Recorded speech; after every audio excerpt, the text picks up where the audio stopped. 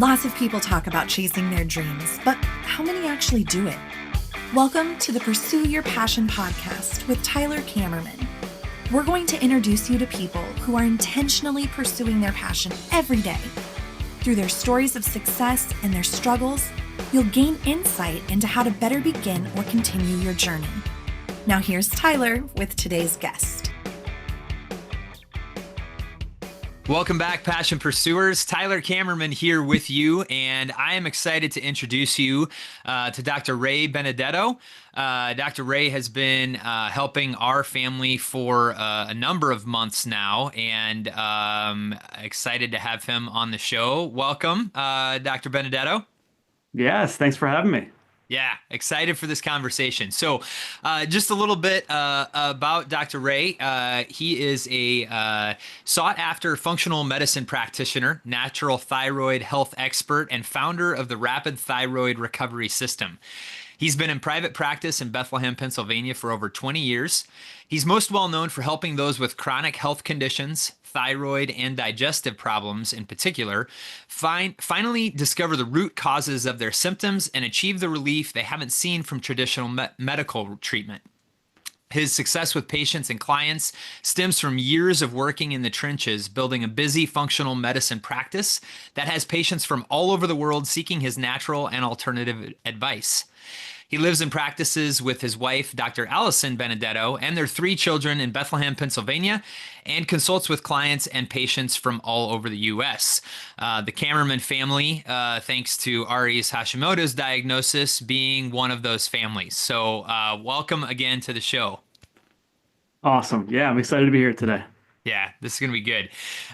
So yes, the cat's out of the bag. Dr. Ray is the functional med doctor that we have been working with since, I want to say, September or October, and we really feel has been guiding us to a lot of the success in improving Ari's health.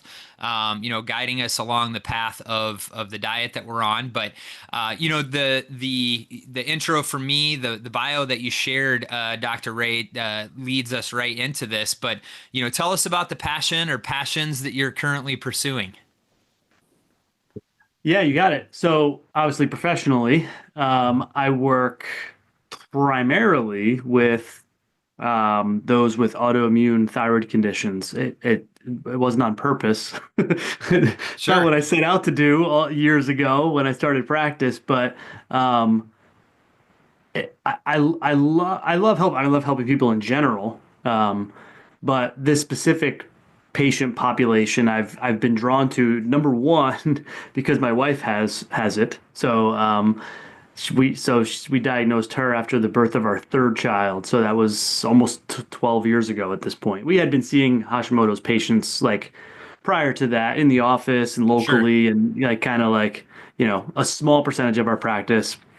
My wife, we diagnosed my wife with it after the birth of our 3rd child. So then it became the mission, if you will, or the passion. Because Okay. then it was then it came home, right? Yeah. So I wanted to get really good, really quick at being the best at being able to help people naturally to manage it, because in the medical world, there's nothing. Like it's unfortunately a severely underserved patient population. Yes. I don't even know if underserved is the word. It's not served, Not served at all. I would go along those lines. Yeah, and so and even in the natural world, like even in the alternative health world, there's just not a lot of people that specialize in it Sure. exclusively and have at this point now, obviously have the experience that I have, Right. and are just knee deep in it all the time. So I live it. I love helping people with it because I know there's not a whole lot out there. I like to think we've gotten pretty good at it over the years, and even more broadly speaking, as far like my passion with my patients is honestly trying to restore some old school medicine, right? I mean, like Okay. like years ago, right? You used to go to your family doctor, you knew their name, they knew your name, you could call them on the phone, they did home visits. Not that people do that kind of stuff anymore. And like healthcare in general has just gotten so cold and so businesslike and so robotic. Yeah. Um, and I don't operate like that. Like my patients get my personal cell phone number, like, Yep. you can attest to a lot of this stuff. Like they can Right. email me. Like I'm not like, you know, I want to try and bring healthcare back to healthcare, which unfortunately I think has been lost in the current system, and it's kind of almost getting worse by the day. Yeah. Yeah, I would agree with that. What you said a few things there that I'm like, yes, that totally resonates. The underserved piece. What really blew my mind is, when we're in talking to our endocrinologist, like the specialist on the thyroid, talking about Specialist, right? changing our diet, and she's like, well, that's not going to do anything, and we're like, okay, right. Like, can we find a different one? But there's one or two, pediatric Yeah. endocrinologists in all of Des Moines. I mean, this is a three-quarter of a million, with the suburbs, almost three-quarter of a million population, and there's two. Which I guess I should be a little careful. I do have more than five people that listen to this show. So, but anyway, I'm not happy. Well, hey, it I'll is go what ahead it and put is. that I mean, out there. Yeah, exactly. this is the reality. It is. I I get don't think people, she's going to turn like our I said, I see business people, away. yeah, like even adults, right? Like I see people all over the country, and they're like, I can't find a good endocrinologist near me in Des Moines or in Houston or in Florida or in California. They're like, I can't find a good endocrinologist to help me with this. And, I tell them, I said, look, it's just, in the medical world, there's no treatment for it. Like you have this autoimmune thyroid condition, they don't have a treatment. They're not trained. They're trained in pharmaceuticals, right? I mean, that's just the Right. reality. Is what it is. Is like our healthcare system is very pharmaceutically based. It's obviously very third party payer insurance based. So anything outside of the insurance model or the pharmaceutical model, it's just like, sorry, I don't have anything for you. Like that's Yeah. it. And unfortunately, I recognized that a long time ago, and it's kind of why I focus on, again, it's a population that I really love to work with, partially for that reason, because I know what they're up against out there, Yeah. and it's unfortunate, but it's just it is what it is. It's the reality, So it's Right. like, all right, well, we got to find a different way. Yeah. Yeah. Well, and that's even, and you'll probably figure this out from this conversation, but like my wife is the one who's dove head first into this and done the research. And obviously she's on all the calls with you. Yeah, yeah. I kind of just take what she knows, and then occasionally I read some stuff too. But like in talking with people about this, you know, the medicine is for Ari's hypothyroidism, not for her Hashimoto. Because people are like, well, I know tons of people that have hypothyroidism. They're not changing their diet. And I'm like, well, number one, they probably should, but I'm not going to put that out there because that's Right. not my Topic for a job. different But day. like, right. But like, the medicine is for her thyroid. We're doing this diet change to try to heal her body and to help her get over this The autoimmune cause disorder. of the thyroid, the cause of the Right. We're hypothyroid. actually trying to get to the cause of it. So hopefully she's not on this medicine down the road. I mean, that's ultimately the goal. One thing that I was curious about, and you said, with your wife's diagnosis, for whatever reason, that triggered my thought. Like, so is, I mean, I know when I was a kid, I don't remember hearing a lot about autoimmune disorders, if hardly at all. Is Hashimoto's something that is newer diagnosed, or is it just more prevalent to me now because I'm living in that world? So that's a terrific question, and it's kind of like yes and yes. Okay. So I'll kind of back up for a sec. So autoimmune disease in general in this country in the United States is exploding. It's on the Yeah. rise. And a lot of it obviously has to do with our lifestyle, it has to do with our environments, it has to do with our stress levels, all that kind of stuff, right? But it's exploding, number one. Number two, and you're probably you're going to be like, that's crazy. So Hashimoto's was, if you look in the literature, was the first identified autoimmune disease. I think it was like 1929 or something like that. It's named after Dr. Hashimoto. He was a Japanese doctor. Okay. I always joke around, you never want to discover things in medicine, then they name it after you. Right. Right. Like Dr. Parkinson and Dr. Yeah. Alzheimer. It's like, oh man. Dr. Hashimoto was a Japanese doctor who discovered it. It was the first named or known autoimmune condition. So Wow. we've known about it the longest, right? It's by far the most common cause today of hypothyroidism. So the literature tells us, and this is literature that's not new, we're talking 80s. Yeah.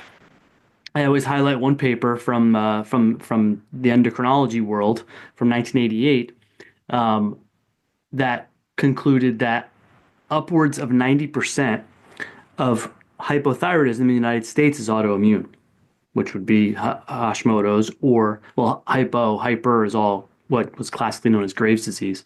Yeah. So it's the oldest identified one. It's been around the longest that we've known about, right? That we've identified. It by far in the United States is the most common cause of hypothyroidism. It's ignored. Yeah. Well, what you just said, I remember our first or second meeting, whatever it was, with the endocrinologist. She basically said the same thing. Like, hey, like she acknowledged the fact that the major cause of hypothyroidism in the United States is Hashimoto's. That's how she came up with the diagnosis. But at the same time, there's no interest in treating the There's no cause. It's medical just treatment for throw it. a pill at it. And I'm like, what Yep. in the heck is going on here? Yeah. And again, that doesn't, I don't like that answer. Right. I don't, it's just kind of the way I'm wired too. Like, I don't like that answer. Like, there has to be a way. Like, there's got to be a why this is happening, and there's got to be a way to do something about it. Not just like, oh, let's sweep it under the rug and make believe it doesn't Correct. exist. Like, you got this elephant sitting in the corner of the room. Like, okay, if this was some other autoimmune disease that you had a medication for, you would treat it, right? Like if it was rheumatoid arthritis or if it was, lupus or if it was, inflammatory like Crohn's disease or something, like you have a medication for that, you would treat it. Yeah. Yeah. No, that's pretty interesting. So we're seeing a lot of people have experienced that side of Western medicine or whatever, whatever you Yeah, want they're to getting call it. frustrated with it. Right. Yeah, exactly. So talk us through a little bit about your process. I mean, I know you and Jess connected, through a Facebook group or something like that, but like talk us through, you know, onboarding a patient or what that looks like. Yeah, yeah.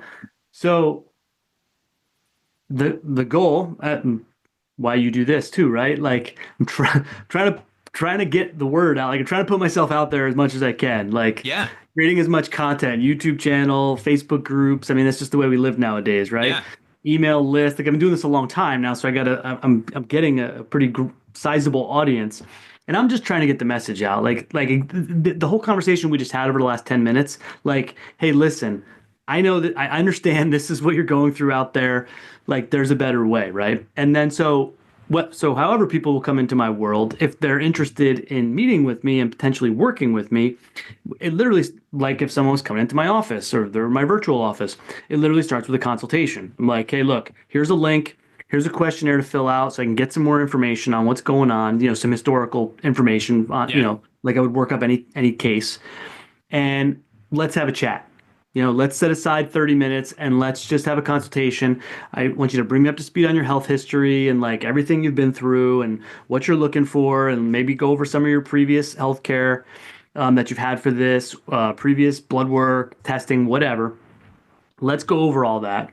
And if I think, hey, I might be able to help this person and they're interested in maybe possibly receiving my help, it's usually a two-step process because then I'll say, okay, listen, let's set up a follow-up appointment and let me kind of digest everything we talked about today and everything that, going on with you. If someone has sent me or is sending me like blood work, previous blood work, like I want to take a step back and I want to look all that over, like in the Yeah. context of everything we talked about. And then I'll put together a game plan. I'll say, okay, listen, this is what we got. I'm confident I can help you with this. Here's what I would recommend. We got to maybe do this additional test, or maybe we got to start this dietary protocol, or maybe we're going to start these supplements, or what have you. And then so that'll individualize the plan. I have a framework that I use, but then within Sure. that framework, we'll individualize a plan for everybody because everyone's going to need a little different protocol. Yeah. And then we go from there. Yeah. You can, I mean, as you know, I'm very hands-on with my patients. Like, Absolutely. like I want to meet with them typically every week on having an appointment for months usually. Yep. They can email me whenever they need me. They can text message me whenever they need me. Because again, I don't. having to wait 3 months for a doctor's visit or messaging them through the portal doesn't fly with me. Like I want to Yeah. help my patients and guide them and answer their questions like whenever they need it. So I tell them if you have a question, just send me a text. Like, okay, we're doing this. This is X, Y, and Z. If you need guidance on it or clarity or something on it, I'm like, reach out to me. So I don't have health coaches. I don't do any of that stuff. I work Yeah. with everyone myself. Yep. No, and that thank you for walking through that, and thank you for the work that you do too. But and we've experienced that. I think I've shared with the listeners before, but we started working with Dr. Benedetto shortly after well, I guess it was probably September-ish when we had started we got started on our AIP, and that along with the other things that we worked on, some supplements, Ari's numbers all but two fell back down into the normal range already at the end of October. Now we just had some testing last month. Ari hasn't been quite as consistent with her diet, and a lot of her numbers kind of pop back up, not anywhere near where they were Yeah. last June or July when those first kind of whoa numbers came out. But Jess and you got back on a call, and it's like, okay, let's redirect. Let's try, let's This is life, reintroduce some, right? This is right. life. Yeah, It's gonna come at exactly. us, and we're gonna and it needs to, and it's there's no cure. Something needs to be managed lifelong, Right. and there's gonna be those ups and downs. But it's always like, all right, let's just get back. Let's get back to what works. Yeah. Yeah. And I love that, you said, hey, there's a framework, but then everybody's plan is individualized. Now, one thing that was really interesting to me was the DNA aspect of it. Talk a little bit about how that's a part of your process. Yeah. So something that pretty much no one does, Yeah. and it's as a genetic health profile. So what I'll do, so when we're investigating someone's Hashimoto's, like when we're working up someone's case, the goal is twofold. It's identify any and all possible underlying causes, like what has caused this person's immune system to go rogue, right? And Hmm. attack them, which is basically what we're talking about. Yeah. So we want to drill down as deep into that as we can, which you can't get much deeper into someone's DNA, right? But we want to look under all the rocks of what it could be, right? Yeah. Foods, environmental influences, infections, like viral infections, mold, fungus, that kind of stuff. You name it, nutritional deficiencies, and possible genetic mutations like DNA issues. So, so I love to do that on most people. First of all, nobody's doing it, so we're missing stuff if we don't do it. Right. And it's not that like I want to look at someone's genetics for like eye color or something like that. We're looking at medically relevant genes. So there's about, I don't know, like 90, 80 to 100 or so genetic genes that I want to look at.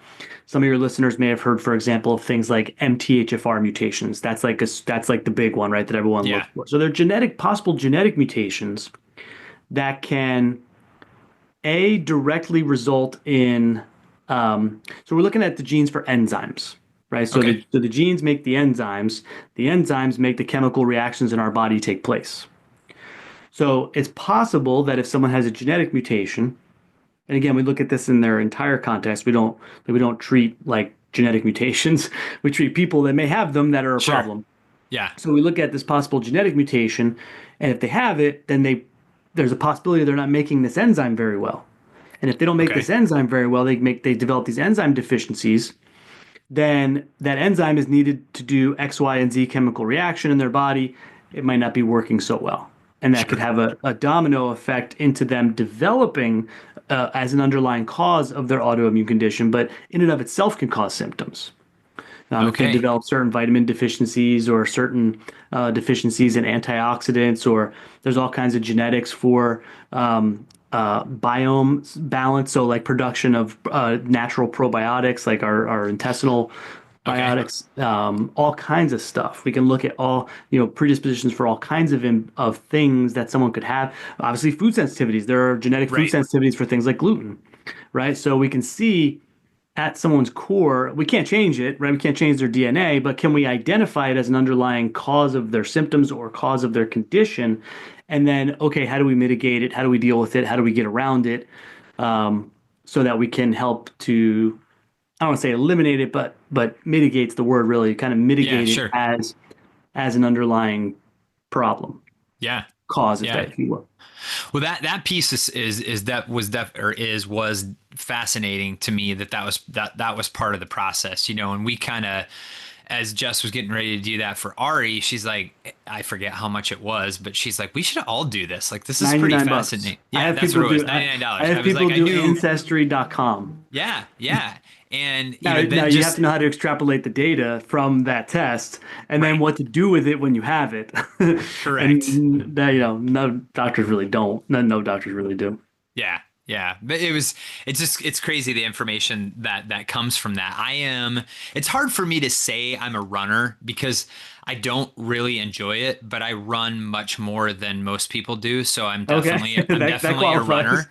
You know, I am. I mean, I'm running a half marathon next week. So like I am a runner, but like I really don't like it. I more do it because it's hard for me and it's a challenge.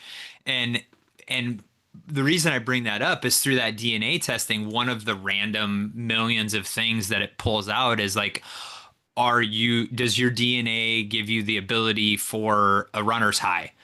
And my son has that and I don't. And we've seen that. Like Yeah. we run together and 7 out of 10 times he gets done and he's like, ready to take on the world, you know, Yeah. and most of the time I get done, I'm like, that sucked. It was hard, you know, And most of the time that usually has to do with genetics for mitochondrial function. So there you your go. mitochondria is the part of your cell where the energy is produced, like where the cellular metabolism, the respiration takes place.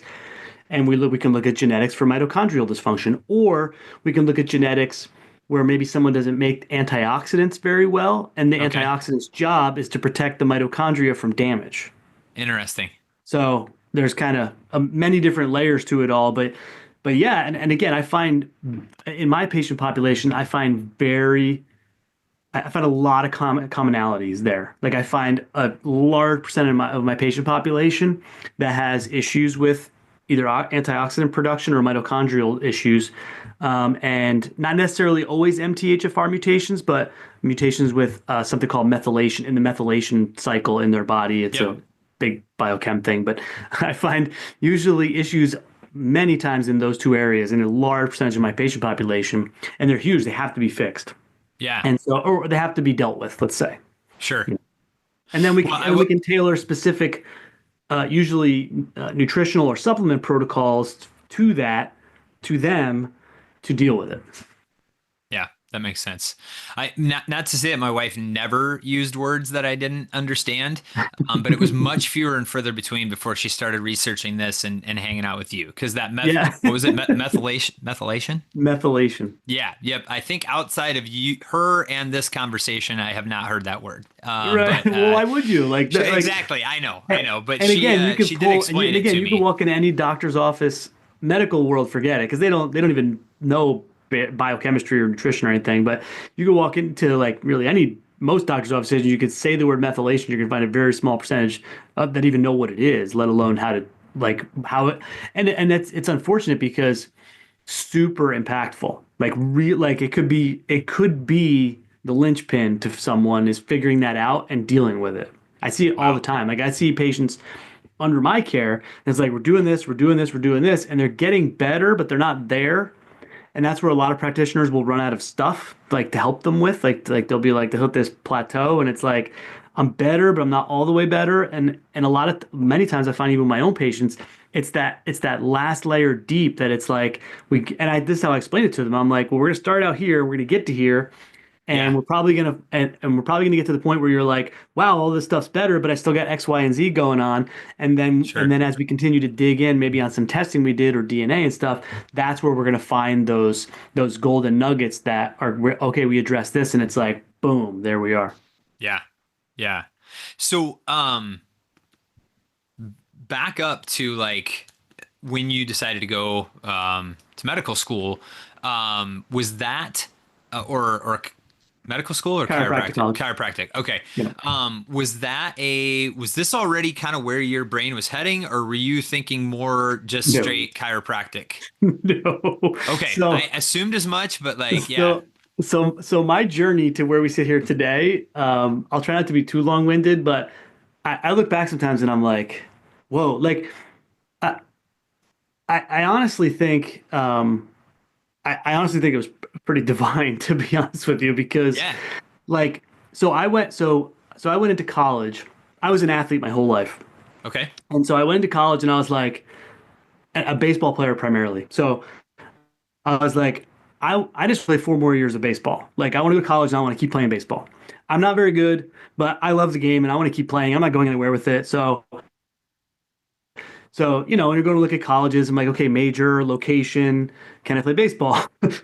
Like, and so I found a nice small Division III school, Catholic university, Catholic college. It's university now. I'm Roman Catholic. Okay. So a Catholic college at the time. Now it's university. Um, and it checked all those boxes. Like, love the campus, love the location, love the academics. I could play baseball, like, And so I went in as like an athletic training, sports medicine major or something like that. And I got like a year and a Okay. half in, like, I don't like this. Like, this isn't where I want to go. So I met with my advisor, who was a nun. Like my No so the kidding. head so the head of the science department, she was the head of the science department. Like this, so the campus was run by the nuns. I forget the order at this point, but Sure. there were nuns still teaching on campus. They had a convent on campus, the whole 9 yards. So she was the head of the science department. She was also my advisor. So I sit down with her and I'm like, look, I'm thinking about this. I'm thinking about that. I was actually thinking about going into cardiology. So I was thinking about like medical school, specializing in cardiology. And she was like, Sure. have you ever considered becoming a chiropractor? Like she literally said like those words. I'll never forget those words. And I was like, and I had been seeing a chiropractor since I was a kid. Like my mom took me because I heard myself playing football as a kid. She took me to a chiropractor. Okay. Even back then, everyone was like, "You're crazy. What are you taking your kid to one of those people for?" So, so I'd been seeing a chiropractor most of my life for musculoskeletal stuff, right? Yep. And she said that, and I was like, I've been seeing a chiropractor my whole life. I never thought about becoming one, but it was way more in line with my attitudes on health. I was never a pill guy. I was never a medication guy. I was never Sure. inject me surgery. Like I always shied away from the allopathic model of medicine, and I always gravitated towards like more natural medicine. So I ended up going to chiropractic Yeah. college and got out and kind of regular practice, right? Like my wife and I, we met in school, so we opened up a Yeah. practice from scratch, like right out of school. We graduated, we opened our doors 2 months later, Nice. and in a town where neither of us were from, knew no one. Tumbleweeds blew through the office for first couple months, and and kind of traditional chiropractic practice, but pretty early on, I've always had a passion for two things: uh, nutrition, like nutrition, diet, nutrition. My wife, same way, Yep. and actually neurology. I was always fascinated by the brain and the nervous Okay. system. Yeah. So pretty quickly, our practice morphed into, for myself, I'm board certified in neurology, so I'm actually a board certified chiropractic neurologist Okay. as well since 2013. So our practice kind of quickly went like neurology, functional medicine. Back then, we weren't even calling it functional medicine. I started in like Yep. 2008 with the nutritional part. So, so I always had a passion. Like I always had a love for those two things. So that's, I think, kind of what gravitated, as we sit here today, my practice in that direction. So that's like Yeah. my long-winded story about how we're here today. No, that's If great. I 30 love that. years ago, I would have been like, what? Yeah. Yeah. Right. Right. I mean, that just wouldn't have Sister been Anitra. Sister Anitra. I'll never forget Sister her. She's probably Anitra. gone now. She, She's probably passed now. I mean, Sister Anitra. yeah, she got you. She got you on the way. So on that, on that journey, what's been the biggest success, or what are you the most proud of? So professionally, I'm pretty darn proud of the results that we get with our patients. Yeah, Um, that would have to be very rewarding. I mean, nothing beats it. Like when someone comes to me and they're just like, I don't know, you sound like maybe you can help me. I'm like, I've given up. I'm very ill. I've suffered a long time, and they get better in a relatively quick period of time. And professionally, that's why I get up in the morning. Yeah, Yeah. yeah, that's Personally, awesome. obviously, I have a family and three wonderful children, and that's always, personally. Yep, But absolutely. professionally, it's kind of why I get up in the morning. Yeah, it makes complete sense. It's always interesting to me because the model of I actually have a friend who ended up starting his own medical practice, but that's like gone away. I mean, all of Yeah. the doctors now are part of Networks. Mercy or Unite, like these different conglomerates Yep. where the chiropractor model, you said you and your wife started your own right away. Maybe that's not necessarily the model, but most of the chiropractors I know eventually kind of have their own thing. Are So that still like it's kind of independent. unique to chiropractic. I mean, I guess dentistry is still kind of the same way where you have your own practice, but I think that piece in itself, whether you have a business mindset behind it or not, makes your journey, I think, more applicable than maybe a physician, or a family practitioner, because the majority of them are parts of these big conglomerates. But Well, anyway, that even historically, like chiropractors have always been outside the system, right, you right. know, and to be honest with you, I think most of us, not all of us, but I sure as heck do. Like I actually embrace that. Yeah, well, it's interesting. I was having a conversation with a colleague yesterday, um, and his partner works for the public hospital here in Des Moines, and they've been able to attract. They have really good doctors. I mean, with Broadlawns has taken a big swing in the last decade, maybe even 15 years, just bringing in great doctors. But I think a lot of that, based on that conversation, is like a lot of these guys, you said it at the beginning, our medical practice has become so, you get 3 minutes and 20 seconds with each person, whatever that obscure random number is. And they're getting more of these doctors that are going, I don't want that. I want to actually be Yes. able to treat Yes, that's good. people. You're seeing that. Yep. And all of a sudden, this public hospital that maybe people 20 years ago used to turn their nose up to has got some really outstanding physicians that are working for them. And a lot of them, I think it is that reason. It's like, I want to go where I have more autonomy. I'm not answering to, the They work for the hospital. They shareholders work for for the that matter. hospital. They have to do what the hospital network tells them to do, follow their Right. algorithms, follow so they become very robotic. Like they're just told what to do, and patients are just numbers. Yeah. And they're just like boom, boom, boom, boom. And like I spend a ton of time with my patients. I Yes. work for my patients. I don't work for the hospital and these patients. I have to just see these patients. Like I work for my patients. So while someone in that setting may have to do, I have a, this was years ago, maybe 10 years ago, because that's different now, but a friend of mine who used to work out at the gym with was a emergency room doctor, right? An ER Okay. physician Yeah. at a super large local hospital network. And we had a conversation one day, and he would be like, "Listen," he's like, "I have people that come into the ER that this was the opioid problem, right?" Oh, He's yeah. like, "I got people that come in who I know are seeking, and there are times where I have to prescribe because I have to Yeah. I have quotas and I have to treat a certain number of people." He's like, so I got, and I'm just like, how do you live with, like, in my own head I'm like, I couldn't live like that. Like Right. I couldn't sleep at night knowing that I had done that. Yeah. And so like, but I've always kind of been wired like that. Like I would, like, so like I work for my patients. I don't answer to a hospital or an insurance company or anyone. Like I answer to my patients. So Right. my job is to do the best for them, Yeah. you No, know. that's awesome. Um, Now, part of that freedom, comes, no safety net, so to speak, right? Correct. So what's been one of your biggest struggle, biggest setback, or biggest struggle that you've had to overcome, and how have you faced that? That part of it. Yeah, So I'm like, I'm like, you probably just answered the that. business side, like bringing in revenue and keeping the lights on and helping people, Yeah, but at the same time making a living. You know, I struggled with it early on. Obviously, I didn't know what the heck I was doing. I had no sure. business training. I had no, I, When you can't pay a so business manager, when you're just getting yeah. started. So it's, so it's literally been, and this is just me too, like just how I'm wired. Like sometimes a little too thick-headed, but like I was just like, I just got to put my head down and figure it out. Like ton of trial and error, like Sure. screwed everything up you could possibly screw up. I'm also a huge fan of doing that, like, fail It's a good way forward to learn. faster, right? That's the Yeah. goal, right? It's like how quickly can I screw this thing up so I can figure out how not to do it so I can get good at it.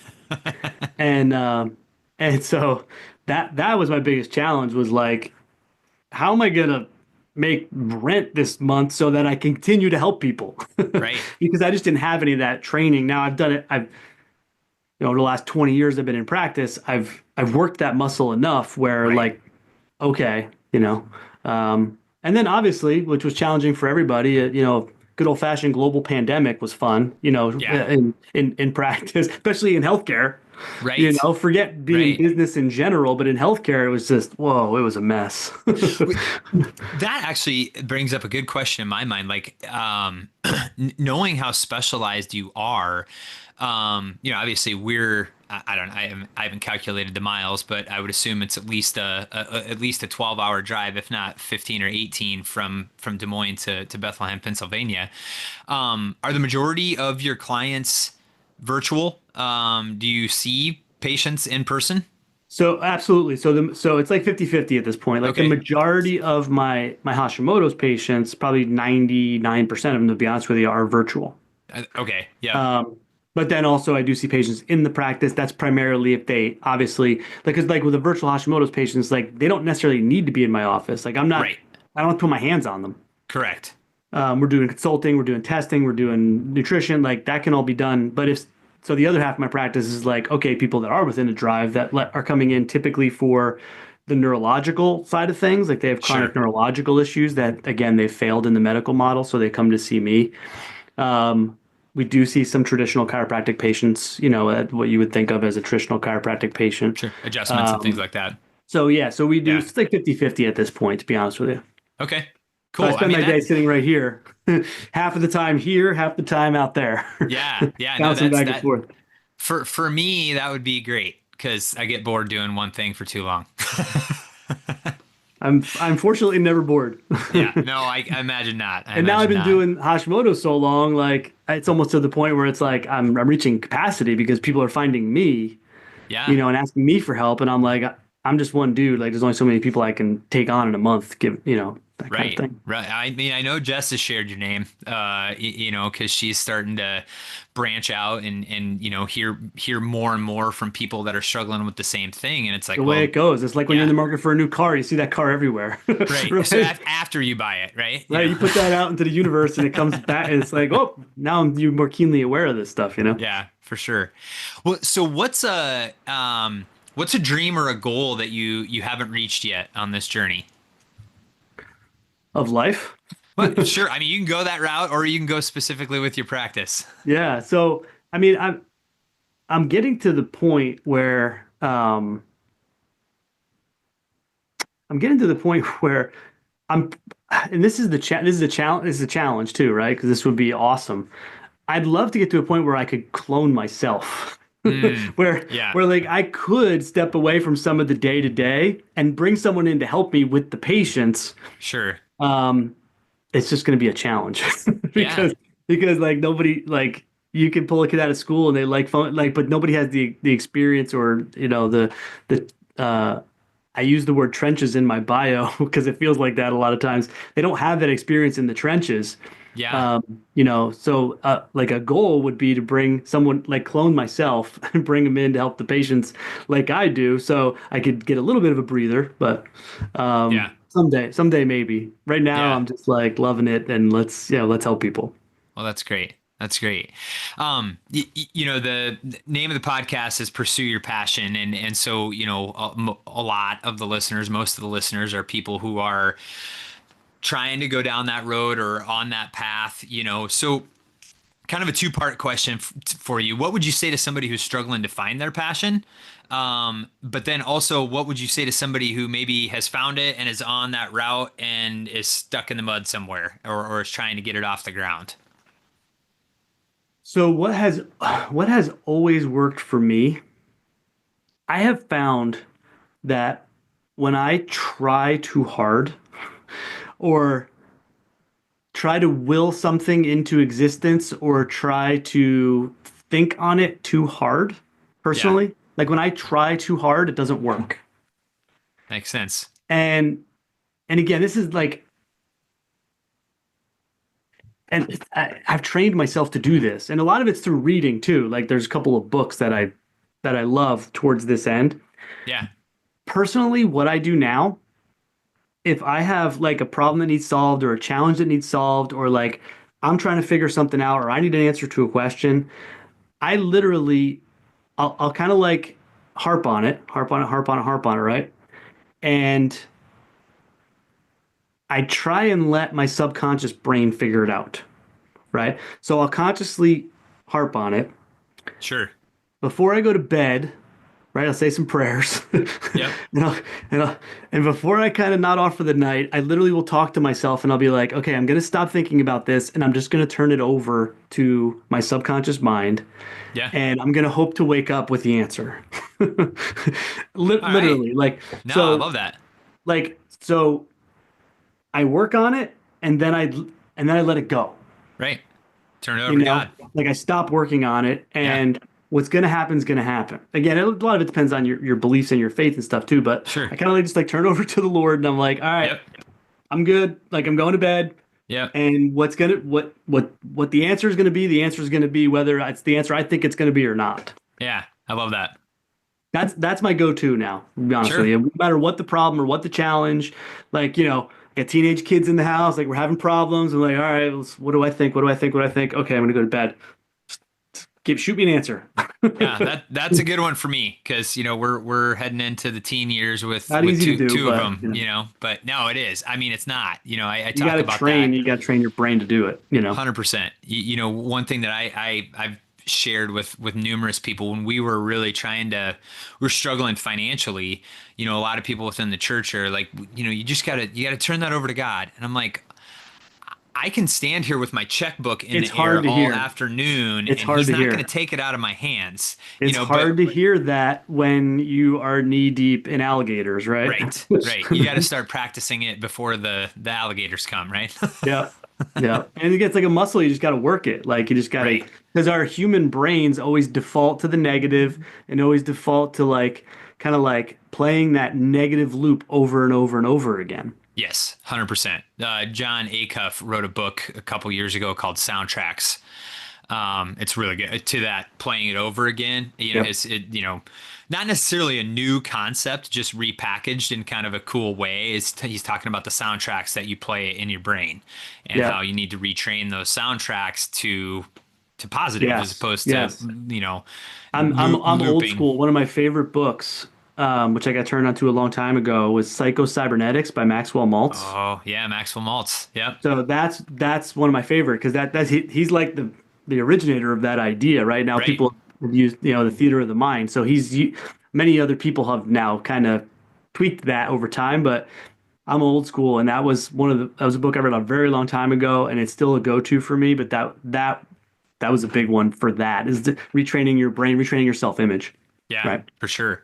Well, that's a natural segue there. And you actually, in your previous answer, you mentioned a couple, you didn't mention them by name, but you mentioned a couple of go-to books. So one That's of the one. things, So is that one of them? Psycho Okay. Cybernetics for sure.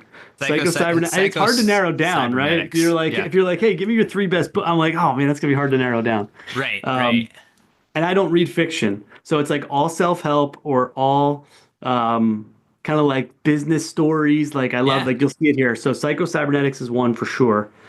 Um, Again, Think and Grow Rich. I've probably worn that thing out. Like I got, and again, not just because it's like, ooh, I want to make money, but it's like, ooh, how do you take an idea and bring it to life, right? Right, right. Is Um, that Napoleon Hill?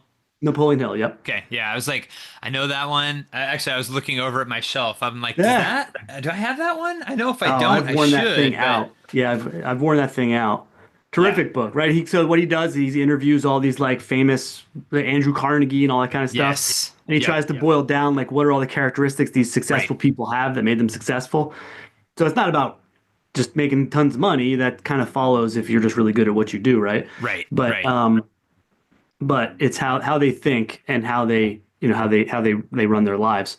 Really, it's classic book. So Yes. those two for sure, and then the third one, maybe like I said, I read a lot of like business biographies and stuff like that. If you haven't read it, and because you're a runner, Yeah. um, the Phil Knight biography called Shoe Dog. I've heard that. Have you And read I it? have You not have to read read it. it. It Okay. so it's called Shoe Dog. It's Nike and Phil Knight, like the story of the founder and Nike. It was the coolest book in the world. It's probably the best like business biographical book I think I've ever read. Awesome. And I mean, Nike's Nike, and they were Right. nothing, you know. Yeah. So really cool book. How they developed like their running shoe, how they broke in, because it was like all Adidas and like they were nothing, Right. and now they're Nike, and Was was really the cool. movie with Matt Damon and Ben Yes, I think Affleck they made it based into a on? movie, kind of. Yeah. Yes, a Okay, that's little. what I I think it thought. was. I think it was loosely based on it, but Yep. the book is called Shoe Dog. Shoe Dog. Okay. Really That's good book. great. Those would be probably be my top three.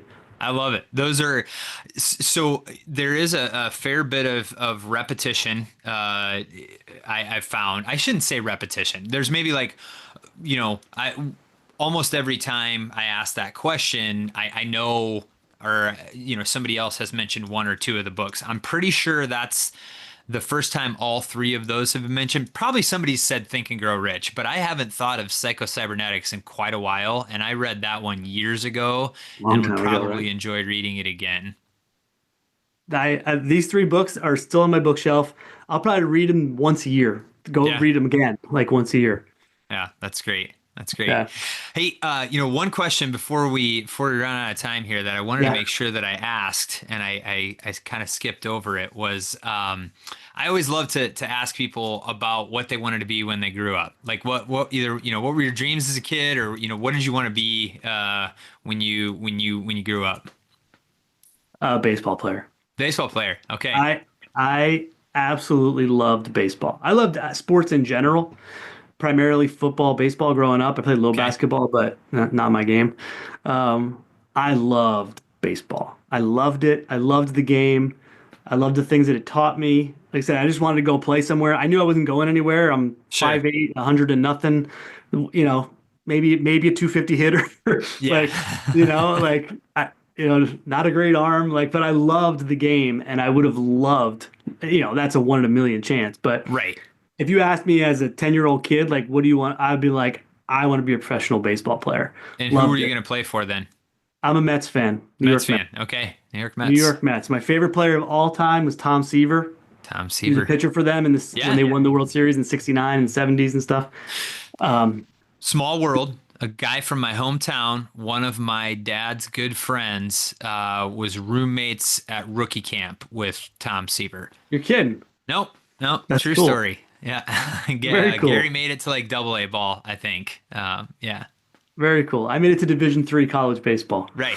And I I think, made and it to I seventh think my, grade. and I think my sophomore year, I might have been all conference. That was where I made it. That was the That was the pinnacle of my peak. career. Yeah, yeah, but that's cool though. That I mean, it's especially D3 is a little different now. I think back, when I would assume we're It close to was the so much same fun, man. age. I wouldn't trade it for the world. We had Well, so and much they fun. could still give a little bit of money for sports Not back for then, couldn't they? athletics. Not No, no, not for even then. athletics. Okay, so No, no athletic that's scholarships. D3 has always been for the love of the game. Yeah, The it is. It athletes at was. And that's why I D3. did it, and that's why I Yeah, went. And I still have lifelong friendships, the guys I played with, and stories that I still laugh about to this day. And we had a blast and played a bunch of baseball, and I loved it. And I have the bum shoulder and elbow to prove it. So yeah, right. Awesome. Well, Dr. Ray, this has been great. I'm really glad that it worked out for us to connect on this. I love the work that you're doing. My family is grateful for it. We're hoping that Ari will continue to work toward the goal. If she had the dedication that her mom had, we'd be in a little bit different spot. But she's we'll get it 11, so done. I We'll don't get want it to done. I don't want to throw her under the bus here. No, But no, we'll get it done. She's a kid. We'll get yeah, it done. Don't exactly. worry. Exactly. Yeah. We are grateful for you, and I wanted to get your story out, hopefully to some more people, because you're doing great things, and yeah, thank you for being on the show. Well, I appreciate the time. It's been a pleasure. I've really enjoyed it. Awesome. Oh, and I almost forgot where can the listeners find out more about you or get in touch with you? Is website best? Is social Yeah. best? Oh, I'm not What's hard to find. Yeah, drraybenedetto.com. okay? I have a YouTube channel. If you just look on YouTube, Facebook, Google, Dr. Ray Benedetto, you'll Gonna be able find to me. track you down. And the website is drraybenedetto.com. That's more geared just towards the thyroid work that I do, obviously, the autoimmune Sure. thyroid stuff, but which is a lot of what I do anyway. So Yep. Facebook, Google, I'm not hard to find. Cool. Awesome. Well, thank How you do we again find for your anything time. nowadays? Yeah, You exactly. got it. Exactly. No, Awesome. man, I appreciate it. This has been great. I really enjoyed it. So thanks for having me. Good. Good. And for everybody listening, keep pursuing your passions. If you have questions or would like to contact us, please check out the show details for contact information. Thanks for listening to the Pursue Your Passion podcast.